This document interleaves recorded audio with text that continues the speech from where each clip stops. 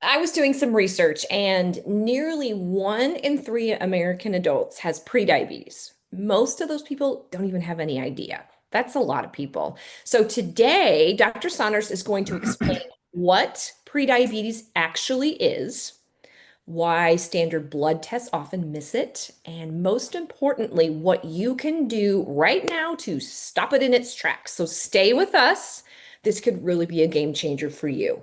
But before we do get started, I want to remind everybody, as we do every week, that this webinar is for educational purposes only and it's not intended as medical advice. Please consult with your personal physician or healthcare practitioner before making any changes to your diet, exercise, or supplemental routine.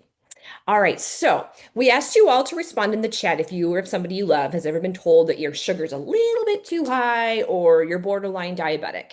If you answered yes, or you know someone that did, today's webinar is really going to be good for you, I think. So, Dr. Saunders, let's start from the very beginning. Let's go back to the basics. What exactly is pre-diabetes, and why does it matter so much? Okay. Pre-diabetes means you don't have type 1 diabetes, and that's a really a difficult thing to deal with. It's confusing when they use the same term for two illnesses that are way different. They're completely different illnesses. And so don't get mixed up between type 1 diabetes, which is where the pancreas stops making insulin, and you have to inject insulin. That's an entirely different process. And then type 2 diabetes, where you're resistant to insulin. So the reason this came about is because both of them, the blood sugar gets high. And if the blood sugar gets high, that's called diabetes. But they are not the same illness. They're not even related. They're, of course, they're both metabolic problems, but in fact, they're opposite illnesses. One's too much, one's too little. So that's where we get into what is type 2. Type 2 is too much. Too much what? Too much sugar, too much fat, too much protein, too much insulin, too much glucagon, too much obesity, too much weight, too much blood pressure. Everything about it is too much. So why is that a problem? Well, because you actually get toxic. So let's look at pre. Okay. So what's happening in the beginning? You don't have diabetes. In other words, your blood sugar hasn't gone up yet, but you're getting something called insulin resistance. And it's a gradual thing that works a little more, until all of a sudden your blood sugar's high and you're like, oh my gosh, my blood sugar's high. I'm peeing all the time. I have diabetes.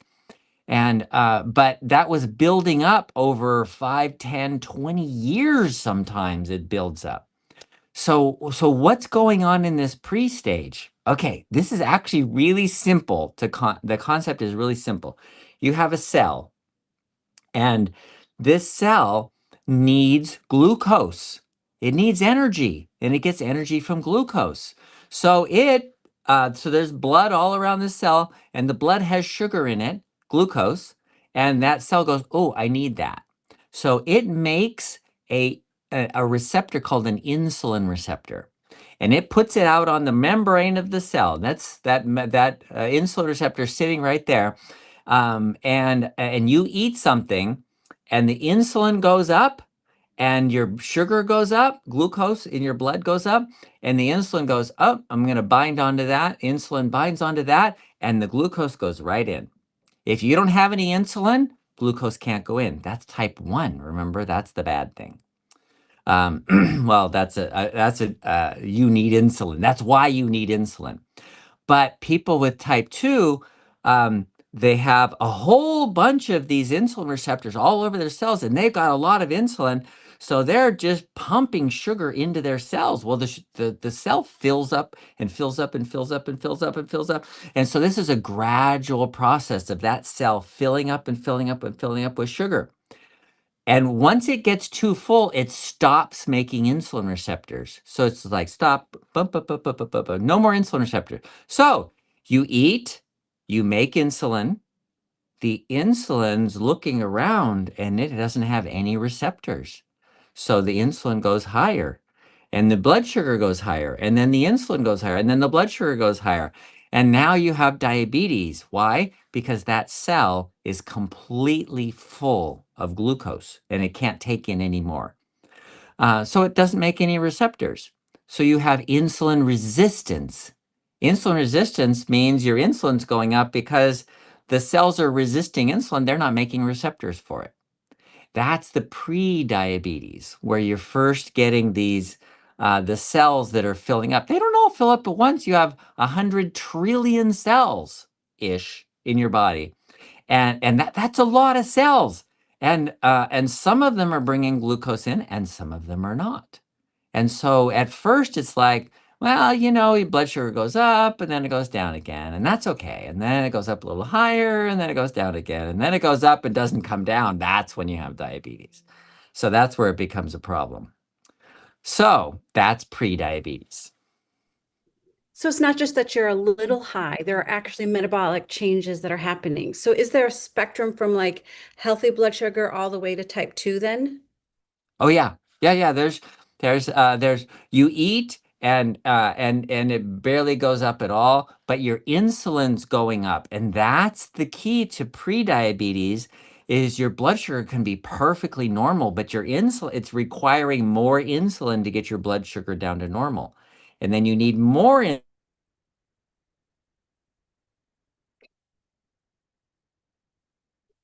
I'm gonna best guess he said more insulin, but here we are. It too.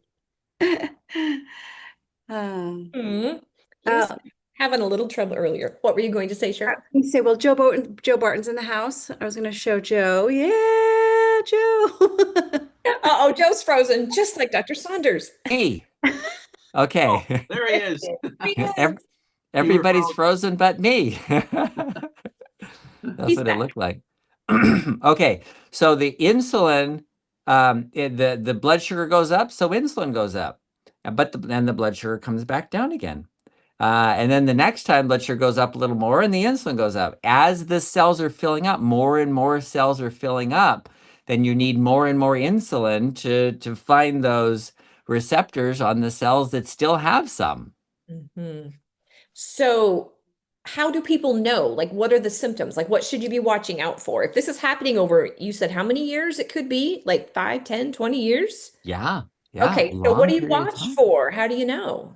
If you're gaining weight around the middle, especially, if you're Mhm. getting belly fat, belly fat is called visceral obesity. It's the fat that's in your around your organs, around your kidneys and liver, and it's an omentum, and around your intestines. And that fat that's pushing your belly out and causing, um, I've, I've known people that men that say they're pregnant and they actually look like it. That belly fat is a sign that you're getting insulin resistant. It's the best one. Okay, so is it something that when you're going in for your regular, your yearly physical or a checkup, is it something that your doctor could be checking, should be checking?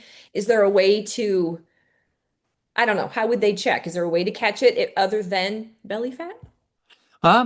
Yeah, absolutely. The tests. So there's not like symptoms like most doctors are told, well, if someone's peeing too much, they have going to the bathroom frequently, and they have to know where every bathroom is on their way to work because they have to stop and relieve themselves. Well, that's a sign. That's a late sign. That's like it's your blood sugar is not going down and your kidneys are trying to get rid of sugar, glucose. So that's a late sign. The early signs are easy to find on a blood test, but most doctors don't do the blood tests that are needed. Because remember, the blood sugar will go up, but you're doing a fasting blood sugar, it's going to come down to normal. But your insulin will be elevated, and that's the sign.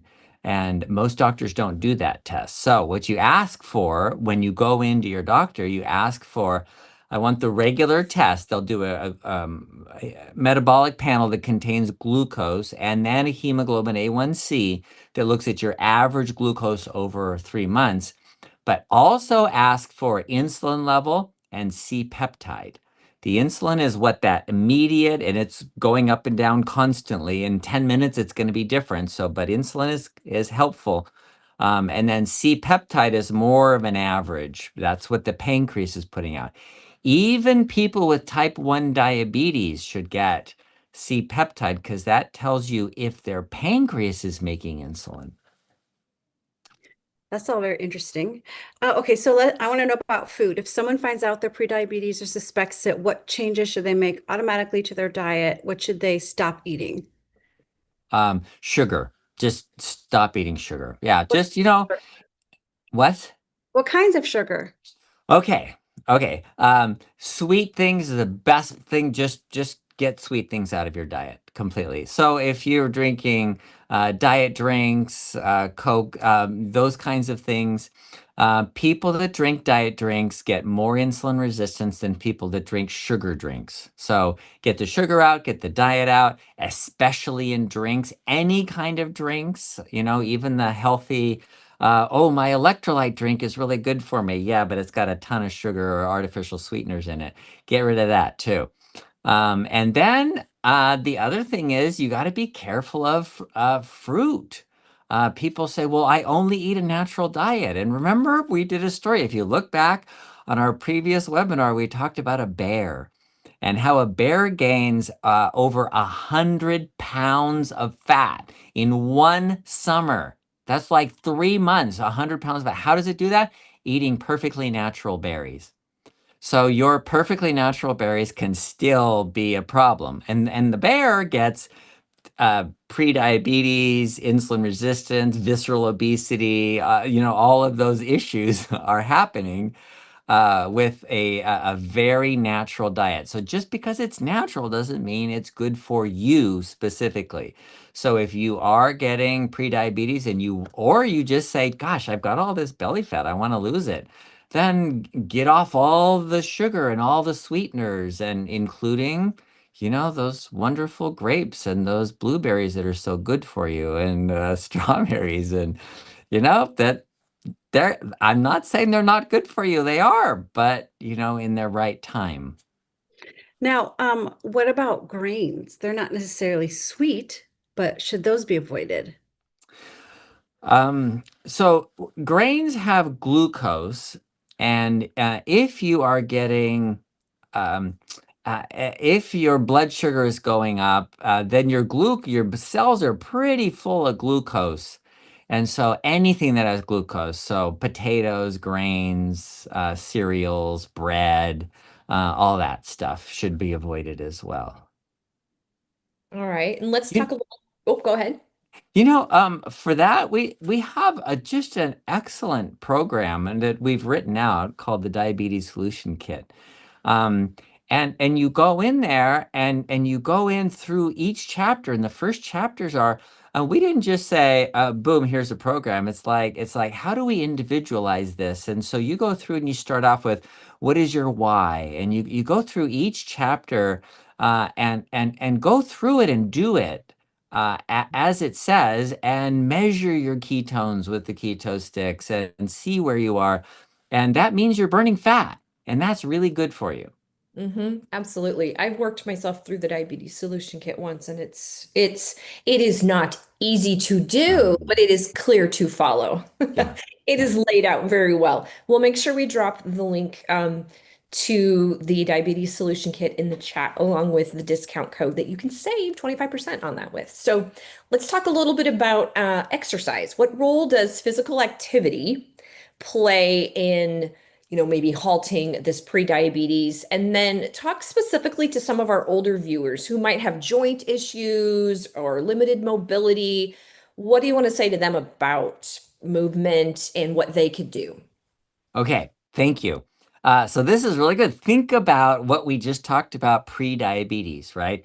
These cells are filling up and filling up and filling up with glucose. And when they get full, they block off all the receptors and go, dude, we're done. We ain't taking any more of what you got. So what do you do about how do you empty those cells out? Well, think about it. Most of that glucose stored in your is in your muscles. And your muscles would just want to use that glucose. And how do you use energy in your muscles? Exercise. Any exercise you do is good. Anything. It doesn't matter how you do it. And these people say, well, it has to be done this way, or it has to be that way. No, no, no.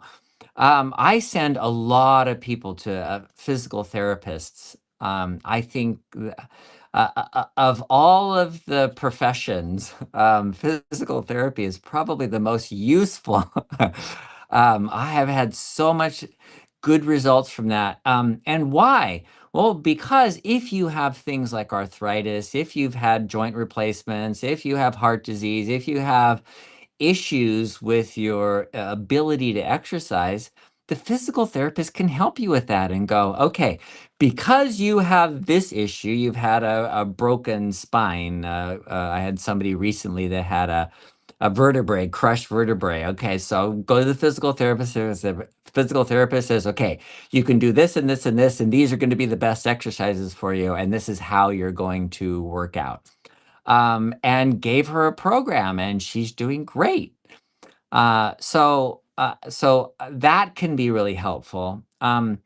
Anything you can do. So if walking is all you can do, fine, walk. I've had people that they could only get to the mailbox, and I go, okay, go to the mailbox and take 2 extra steps. That's all, just 2. And oh yeah, I can do that. And then the next day, take 4. Okay. Then the next day, take 6, and then the next day, take 8. And so just step by step, literally step by step, working up to a half a mile a day. And this guy actually did get to a half a mile a day um, uh, by just taking one step at a time more than he could before. So the food and exercise are definitely like the first things you should try. But what about some hidden reasons that might cause prediabetes, like stress or sleep? Thank you. Those are so important. And you know what? Uh, we focus on the food and exercise because those are important. But the stress, sleep, in fact, sleep. If you're not sleeping, that is stress, and that's really the issue um, with the sleep part too. So this stress thing is not a minor problem. In fact, if you were to look at it, it would be the most important problem would be the stress problem because the stress hormones make you resistant to insulin despite whatever else you're doing. You could have an awesome diet and stress can give you insulin resistance and create all of the problems of diabetes. So it's not an easy thing. It's not something, the stress is important.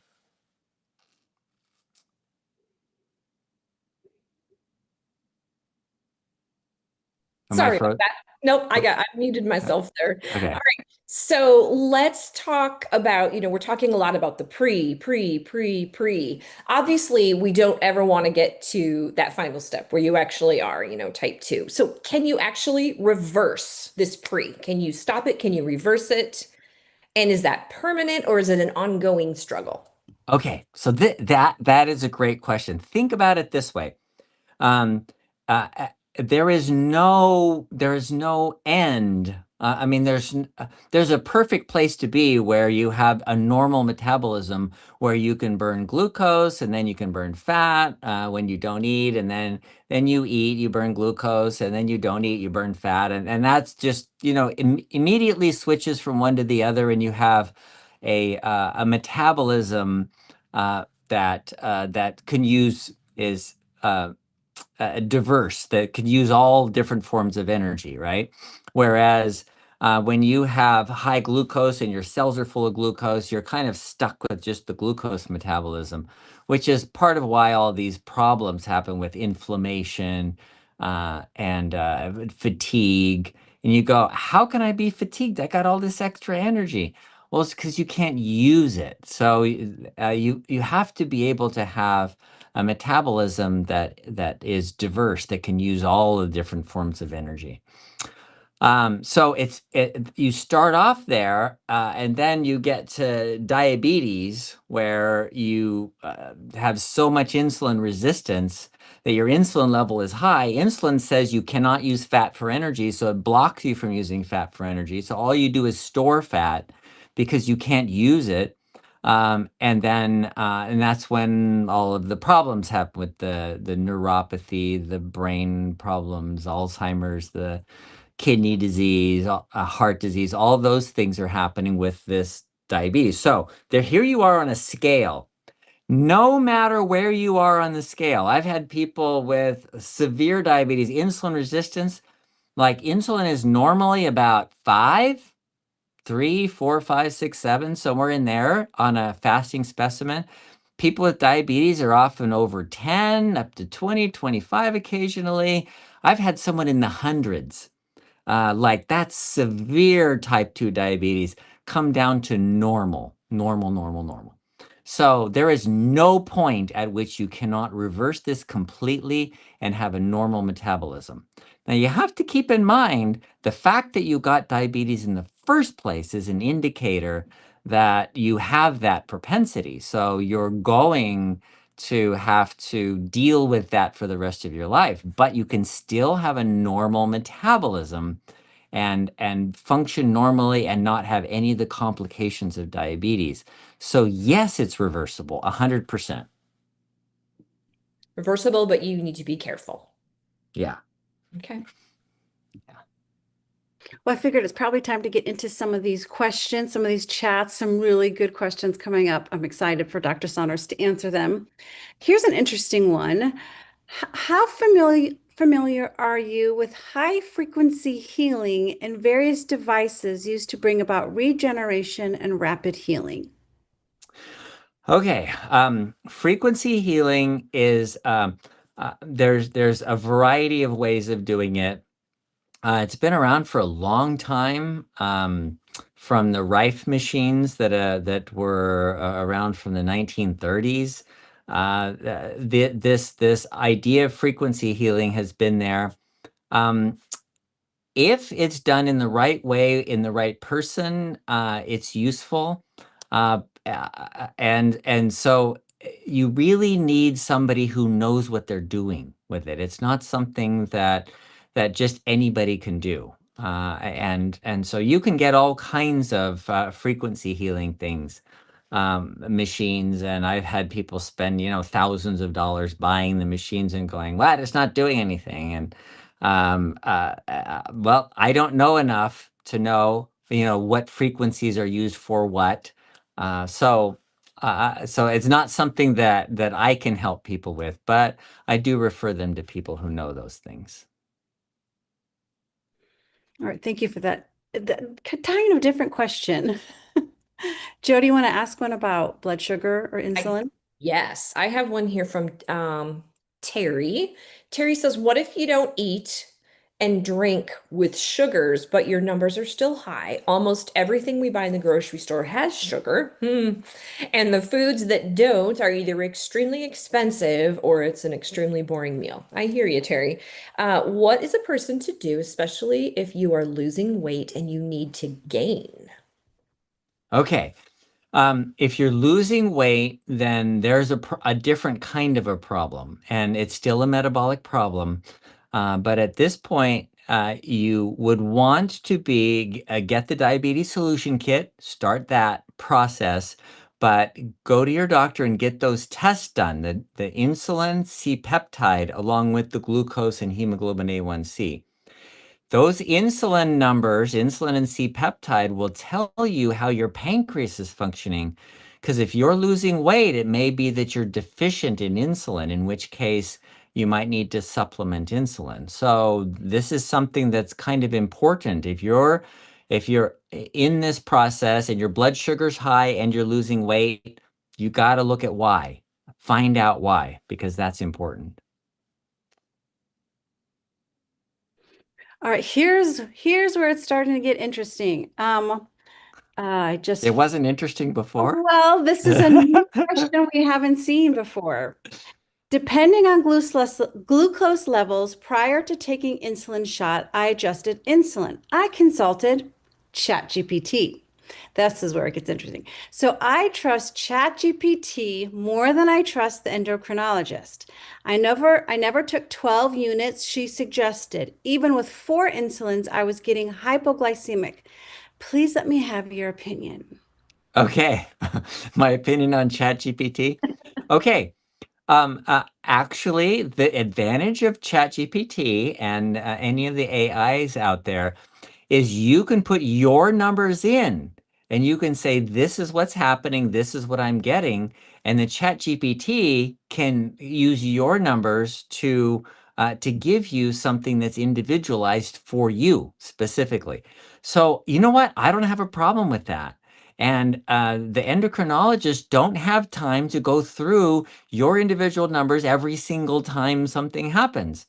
So because the ChatGPT can do that, yeah, well, that idea of I trust ChatGPT more than my endocrinologist, because the endocrinologist is just giving you vague openness, and the ChatGPT could be more specific and say, maybe you shouldn't use that much. If you're getting hypoglycemia, maybe you should be using less insulin.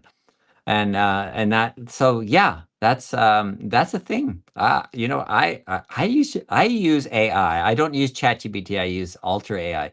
I use it every day. Just literally almost every patient, but every day. You can get some really good information quickly, some good stats and things like that.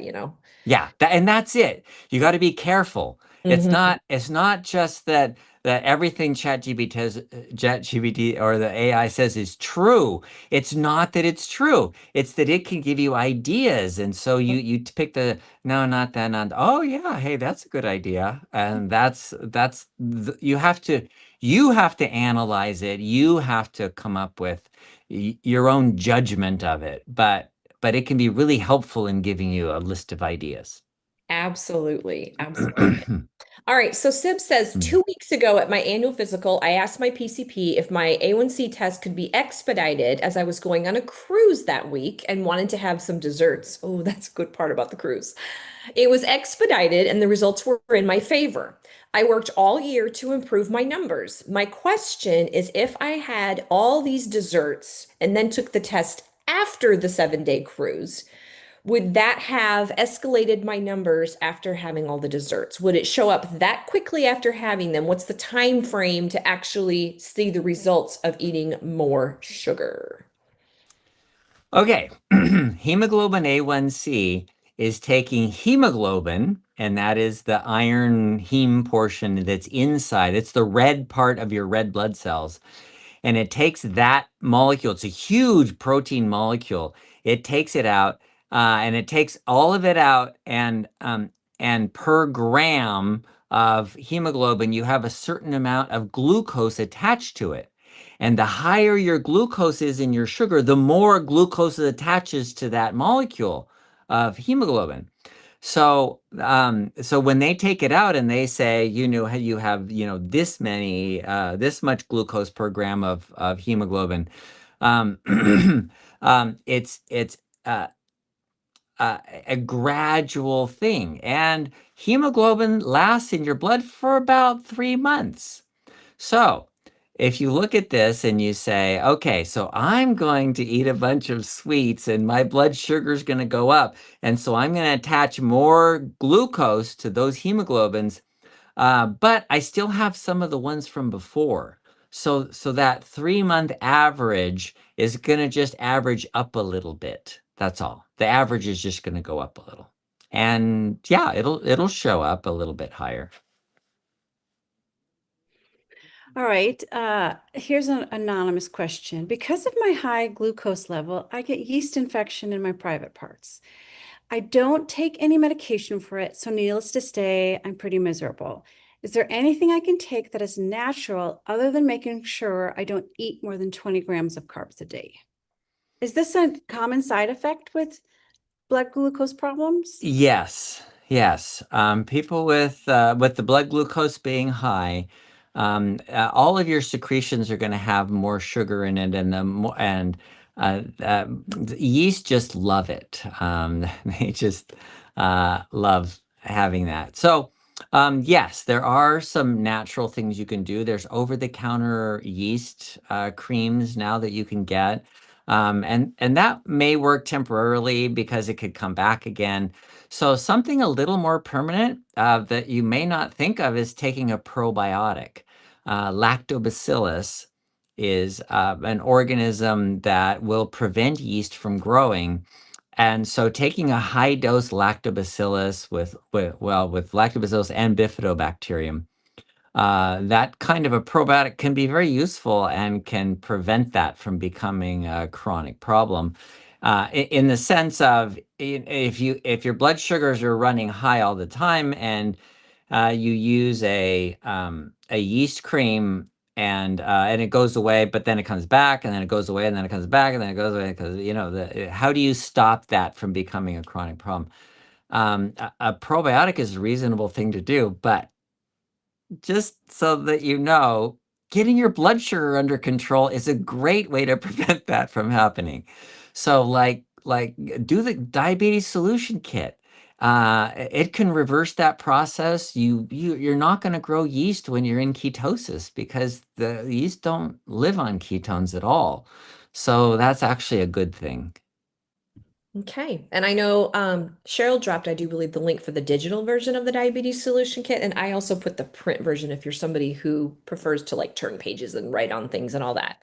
Also, we do have a really good probiotic, Healthy Get Restore, that Cheryl, will you drop the link for that for us? It's a good one. It's a good one. It's got both the bifidobacterium and the lactobacillus in it. Mm-hmm. Okay, so James says, I'm now on insulin. So does this mean I'm type 1? Oh, no. Thank you for asking that, James. Okay, look. Um, that word diabetes has been a problem for everyone. The doctors often don't know the difference between diabetes type 1 and diabetes type 2. And they just say, oh, your blood sugar's high, here, take insulin. Because they haven't done that. They don't know. They haven't done the tests on an individual to know if they have type 1 or type 2. That's why they need to do the insulin level.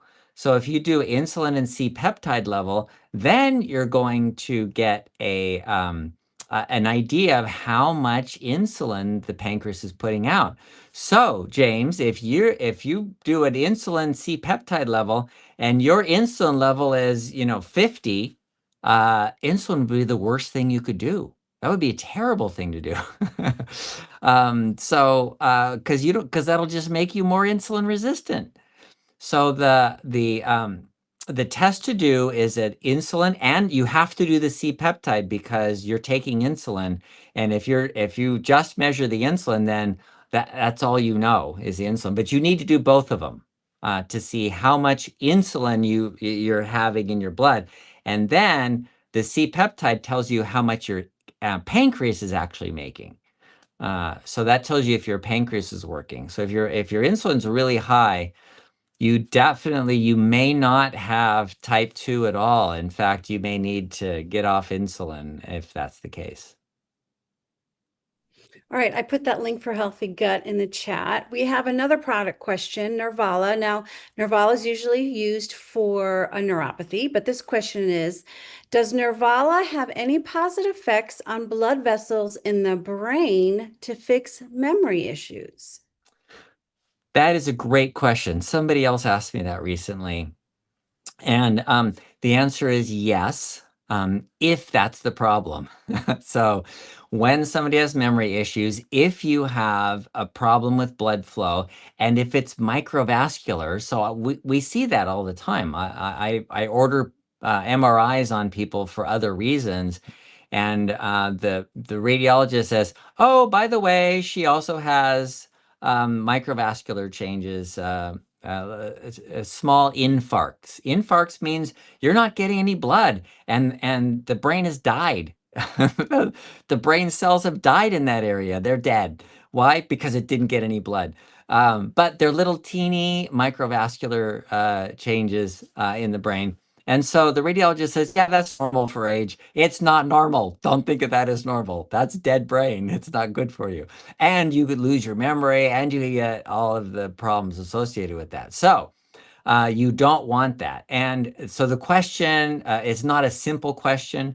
Nervala, can that help? Yes, it can. The benfotiamine helps to restore the lining of the blood vessels so that the blood can flow again, so the nerves get energy again, they get oxygen and everything.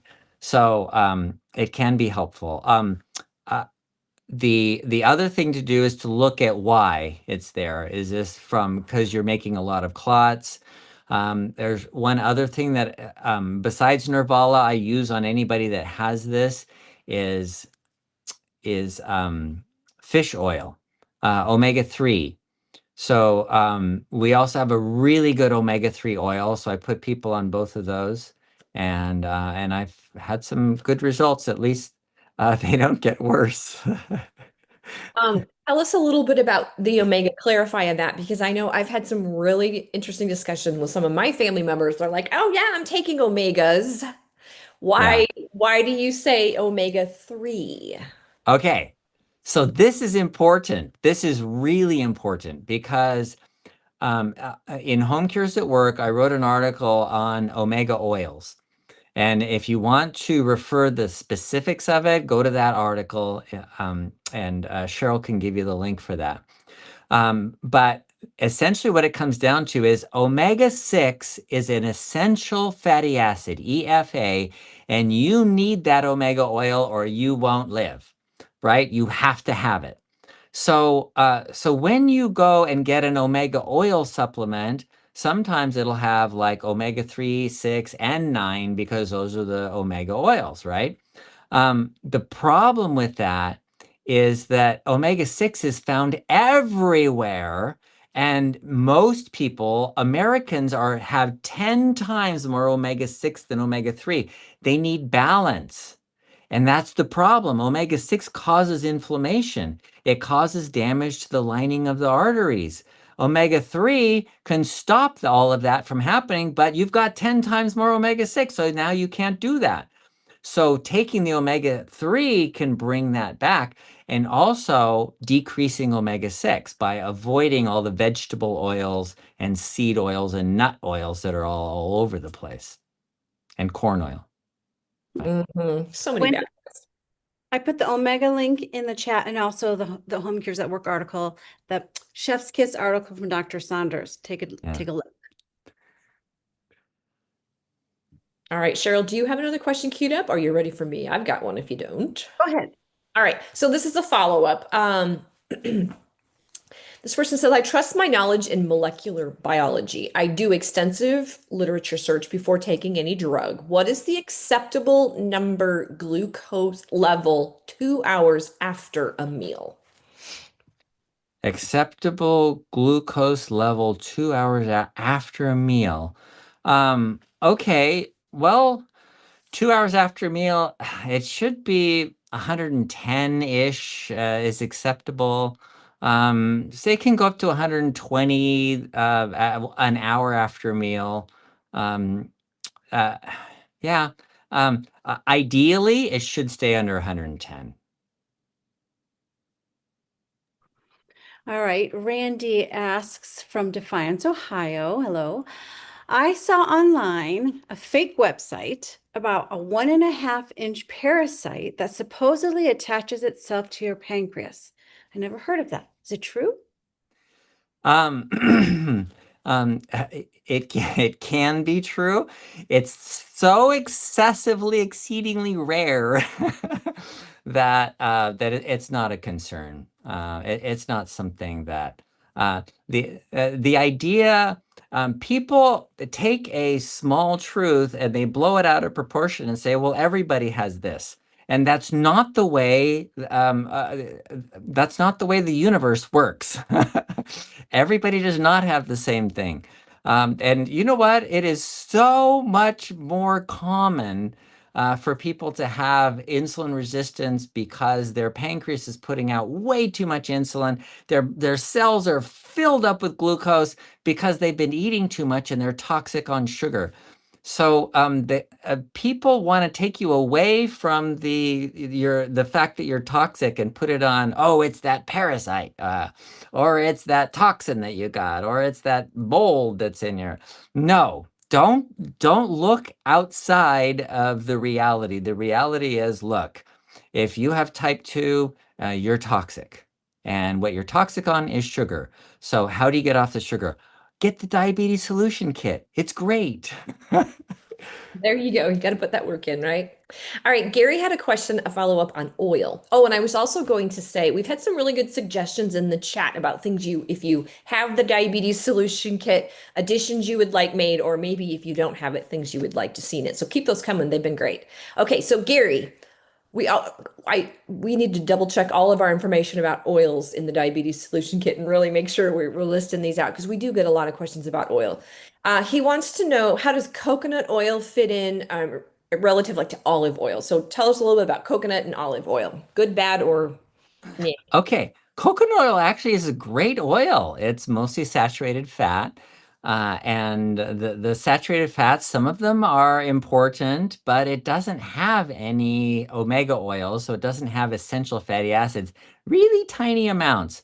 So not a significant amount of essential fatty acids. It's really the kind of fat that your body makes that you use for energy. So it's more of an energy kind of fat. Also, because it's saturated, you could heat it up to pretty high heat and not have an issue with it. It will not, it doesn't go rancid, so it'll last a long time. People that make like popcorn and they want the popcorn, they put it in a want it to last for a long time, they use coconut oil. They're not going to use an omega-3 oil. Corn oil would be a horrible thing to use for popcorn because it'll get rancid by the time you're going to eat it. And you have to put it under high heat, which is also going to make trans fatty acids and all that. So, so that then the other one was olive oil. Olive oil, it has a little saturated fat, mostly omega-9, which is a monounsaturated fatty acid, which is a pretty stable. It's not as stable as the saturated fat, but it's a lot more stable than omega-6 or omega-3. The least stable fat is omega-3. You should not use omega-3 for cooking. It's not a good cooking oil. It shouldn't be heated. It should be refrigerated all the time. Like if you get an omega-3 supplement, keep it in the refrigerator. We put some vitamin E in there to stop that because it won't oxidize. If you get the Barton omega-3 oils, it's got some vitamin E for that purpose.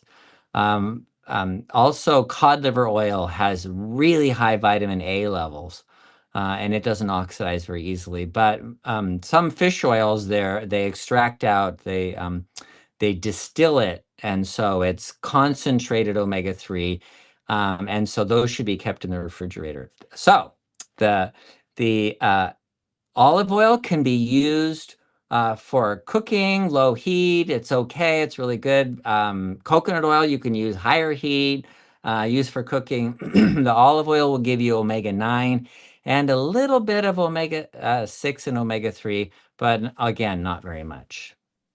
I like to use coconut oil for like a lip. It helps dry my dry lips. I love it. Yeah. It tastes kind of sweet. Yeah, what do you think about putting coconut oil and or butter in coffee for the bulletproof coffee I've heard of? That's fine. And the nice thing about using the coconut oil instead of the butter, butter has some oils in it that you can't get anywhere else. But coconut oil has some medium chain triglycerides that go right to the liver and are made into ketones. So if you have a bulletproof coffee and you don't put any sugar in it, then those can be made into ketones. I remember reading a doctor actually whose husband was having memory issues, and she started putting a couple tablespoons of coconut oil in his coffee in the morning, and he actually perked up and his brain started working, got a lot better from those extra ketones. Like how much are you thinking? A Couple. couple tablespoons. Okay, Yeah. interesting. Very interesting. All right. Sib wants a little follow-up. You were talking about their Nervala and omega-3 and brain and all of that. So when would Nervala and omega-3 not work with someone with memory brain issues? And I'm not referring to traumatic or severe Alzheimer's or dementia. So are there situations that it doesn't Y- work well with memory? Yes. If the memory problems are due to a metabolic problem. So, for example, if you have type 2 and your insulin is high, so you can't use fat for energy, and also what happens is you decrease the amount of glucose transport proteins that allow the glucose to get in to your brain. The blood doesn't just go in your brain. Yeah, we think like 20% of all the blood in your body goes to this little that 10 or 4% of your brain. But all that blood going through there has a blood-brain barrier, and it can't, the glucose can't get into the brain at all. It has to be actively transported, like pulled out one molecule at a time has to be transported from the blood into the brain. And that prevents any toxins from getting in the brain that aren't supposed to be there. So the blood can have toxins in it, but they're not going to get into the brain because of that blood-brain barrier. Well, glucose can't get through it either. So you have glucose transport proteins that bring in one at a time. But one at a time, think about that. But if you think of how fast they work, these things, have you ever looked at when you're a stopwatch, you're looking at the thousandths of a second? These transport proteins will pull in 3,000 glucose molecules per second. Okay, 3,000 per second. So that's like, so they're pulling them in pretty darn fast. But when you have decreased numbers of them, then you have to look like orders of magnitude how you get less glucose in, and the first thing that's going to be affected is the memory, because the hippocampus is a big problem with that. Yeah, and if people have high blood sugar or low sugar, memory starts to make a difference, doesn't it? Yeah, They start going kind of crazy because your brain's not getting the blood glucose. So yeah. maybe that's another, a pre-diabetes warning sign to look for. Are you feeling fuzzy in your head? Are you not thinking clearly? Maybe that's a symptom. Okay, Judy asks, so can you use cod liver oil for cooking? Because you said it has a lot of vitamin A in it. No. It does. It has a lot of vitamin A, but it also has a lot of omega-3. It's really not a good cooking oil. What I was just reading somewhere, something that they use it for, cod liver oil, that was really funny. Darn, I don't remember what it was. It was a strange thing to use cod liver oil for, but it's been around for a long time. When I was a kid, my mom lined us. We had 4 boys in her family, and she used the same spoon. She'd fill up the spoon and give each one of us a spoonful of cod liver oil. Yeah, Oh, she I'm thought that so was. sorry. I've been Sorry, traumatized ever since. I've been going you to therapy forever. have been. Okay, so a lot of times when on the webinars, when we're talking about insulin resistance, blood sugar, all of that, a lot of times you'll talk about CinnaChroma and Berberine, using those two products. For somebody who's pre-diabetic, is that a good thing to start doing, or should they wait, or is it overkill? What do you think about supplementing with some of those things? Oh, absolutely. Okay. So why is CinnaChroma important? Because if you have pre-diabetes, there's a good chance that you need some help with your insulin receptors. And there are nutrients that are required for you to make those insulin receptors properly and to bind the insulin to them and get the glucose into the cell. And so sometimes it's just a slowness of the receptors because they're missing something. Chromium is fairly common deficiency. A lot of people are deficient in chromium. Magnesium is a common deficiency. Vanadium is a common deficiency. Selenium is a common deficiency, and vitamin D is a common deficiency. Man, for all that we talk about vitamin D, I measure people with vitamin D, and more than 80% ish are deficient in vitamin D. Even though, like, they know and they say, oh yeah, I take that occasionally. Well, maybe you should take it more than occasionally. Because why? Because that's one of the things that makes your insulin receptors work better with vitamin D. So that's the sunshine vitamin, right? It's not really a vitamin. We make it internally. We just have to have sunshine to activate it. Uh-oh, and he froze again. And I do know that our CinnaChroma is there's other cinnamon supplements out there and they don't have that vitamin D in them. So ours is Yeah. unique that way. Yeah. And then, am I back on? You're here. Okay. So then, I was just filling in for you on vitamin D and CinnaChroma. so then the other one, berberine, berberine works completely differently, and we didn't put it in with the cinnamon for good reasons, and that's because it also has a lot of other uses for other things that we don't want to have to mix with the cinnamon and chromium and all that. So berberine increases your AMPK, which is something that helps your body to start burning fat for energy. So when you have pre-diabetes, before, as you're starting, okay, what am I going to do? Okay, I'm going to decrease my glucose. I'm going to eat less sugar, and I'm going to start exercising more. You should be taking both of those, berberine and CinnaChroma. And if I remember correctly from the conversation you and I had Friday, it's important to use both because they attack it differently, right? They work in different ways. One is on the receptors. That's CinnaChroma works on the receptors, and that's what you need to get the glucose into your cells.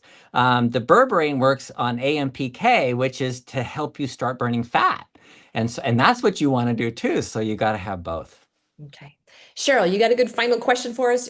We can talk Dr. Saunders out of here on. All right, I had thought of something. Let me see if I can remember what it was. All right. All right. What about someone who is listening today or maybe on a replay and they're worried they might have prediabetes? What is the very first thing they should be doing? I thought about that. And then what about people who say, I feel fine, but my numbers are off? Oh, okay. So those are such good questions. So number one, if you're dealing with prediabetes, what do I do first? Get the diabetes solution kit. We wrote the book for that reason. For where do you start? It starts from the beginning. How do you feel about this? How do you feel about that? Where's your stress? What is your why? Figure out. Get. Make a commitment to a program and all of that. It gets you started. So that's the starting point. Go to your doctor and get those 4 tests: hemoglobin A1C, glucose, insulin, and C-peptide. Get those 4 tests so that you can see if your pancreas is functioning like way too much or a little too much, and see where you are. Because then, as you're going through the program and you're saying, gosh, this isn't working, I wonder why, and you do the test and you see, oh, nothing's changed, that's why. And so then you have to, or if you say, well, this has changed, but not that, the test can help guide you through it. So get the test as a starting point, then get the book and start going through the diabetes solution kit. Okay, your second question was, it's the What about second part. people who feel good? Yeah. That's it. Okay, so I had someone the other day. Well, why should I do anything? I feel great. Should I just treat the numbers?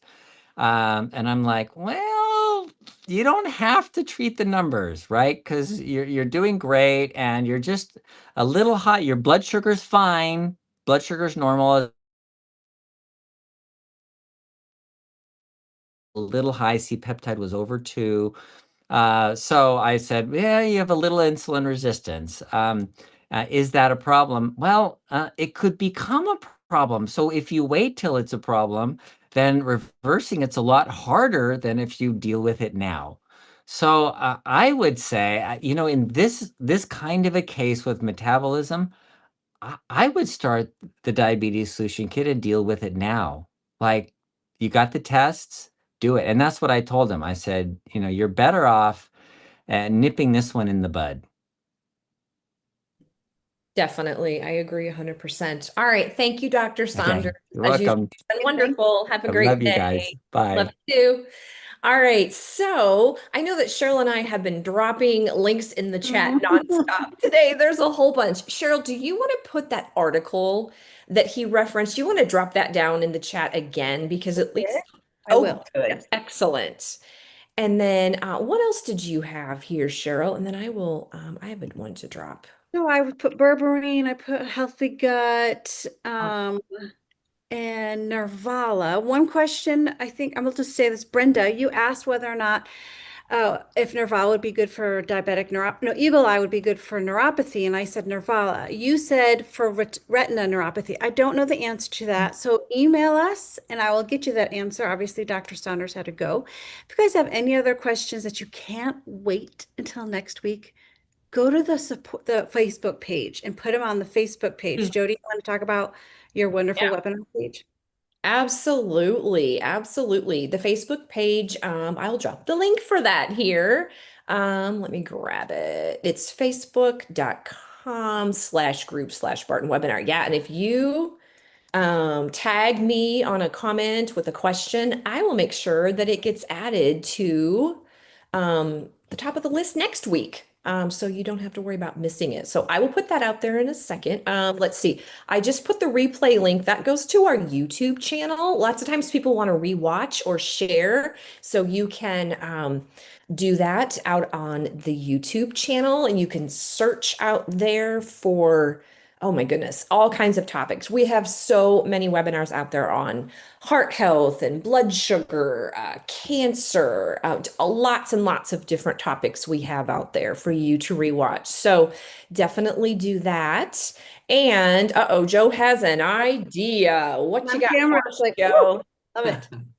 So this is just a fun little look inside of Barton Nutrition. We are so fiber greens. We're coming up, or we've created a new formulation of fiber greens. It's very minute change, but it like all of the ingredients are the same except the source of the fiber. Because what we were finding was the fiber, if you didn't drink it right away, it would get kind of a gelatinous and thicken up, which is what it's supposed to do and why it works for what fiber does. But we changed it to a better formula of fiber called Five Balance. It's like a trademark. It's actually a prebiotic, and it's low FODMAP, which I had to look up what that means, and I forgot what it means already. But anyways, it's healthier. But it mixes really smooth, and it tastes the same as it did before, the green apple. So we're putting a little thing on the new label. We're getting new labels made, and I want to just ask for the audience's input and Good see what they idea. think we should do. So we've got like 5 options. Let's see. I think You got them in that from my chat. I'll read them off if you want to type them into the chat, and then we'll ask people to vote. So we've got so we want to put something on the label that shows that it's kind of the updated formula. So all right. Improved formula is option 1. New formula is option 2. Made with Five Balance, number 3. Mixes smooth is number 4. And quick dissolve formula is number 5. So we would love to get our audience. What was number 4? Sorry.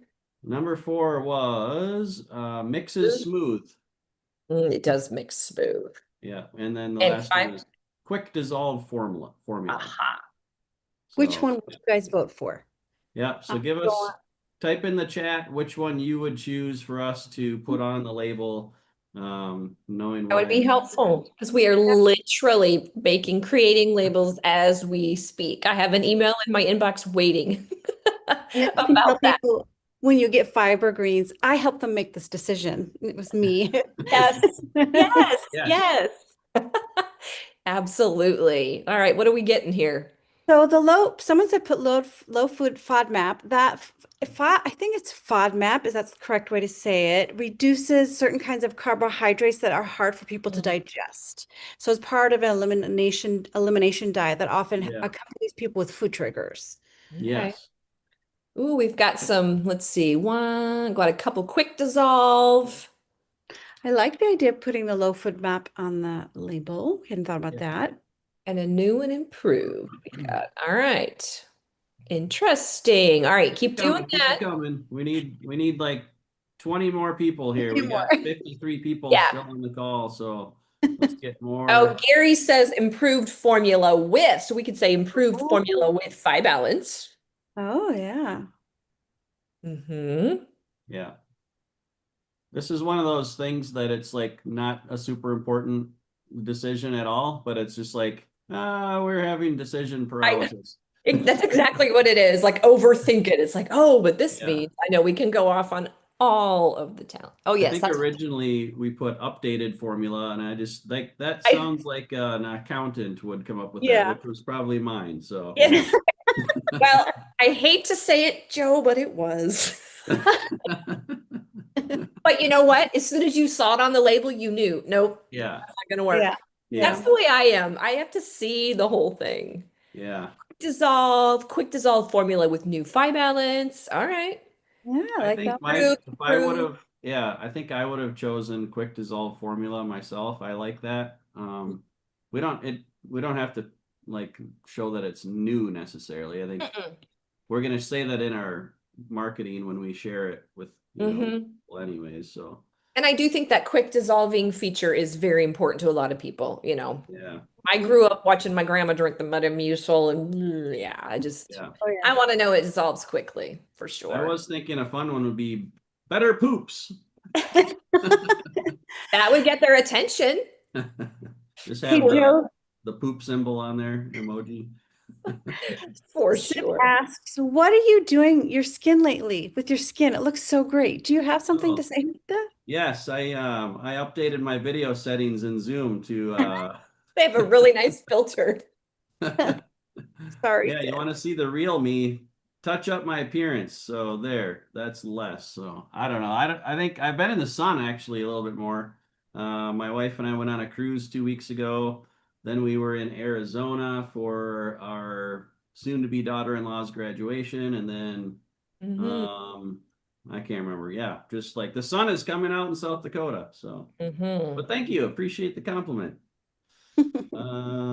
Quick dissolve formula with new Phi balance. That's a little wordy. I don't know if we could fit that many. I think 3 words is probably our max. So what do you, Jody and Cheryl, you chime in. What would you have chosen?